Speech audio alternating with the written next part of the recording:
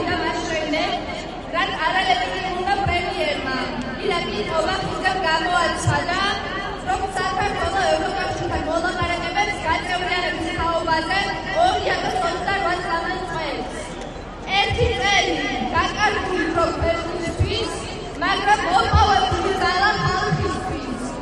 მოქალაქეებისთვის ეს წელი იყო უპრეცედენტო ბრძოლის წელი. ხალხი ყოველდღიურ გაქუჩაში, უნივერსიტეტებში, რაიონებში, სასამართლოებში, ყველგან სადაც თავისუფლება საფრთხე შეექმნა. ეს წელი იყო რეპრესიების წელი. მშვიდობიან მოქალაქეები დააკავეს არარსებული ბრალდებებით.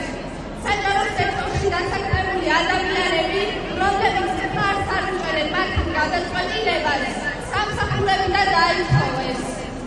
ახალგაზრდებს ართმევენ ცხოვრების საუკეთესო წლებს და ციხეში გამოამწყვიეს. სასამართლოები ხელისუფლების იარაღად აქციეს. მაგრამ ამ ყველაფრის ფონზე ხალხი არ წერდება.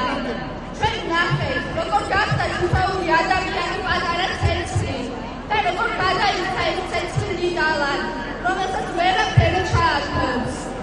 ბრძოლა გრძელდება. ერთი წელი გავიდა და აშკარაა, ხელისუფლება უფრო სუსტდება, ხალხი უფრო ძლიერდება. ეს ერთი წელი ჩვენი ქვეყნის ისტორიაა და მათ თავისი სიტყვა თქვა. ევროპისკენ მიმავალსაც ვერავინ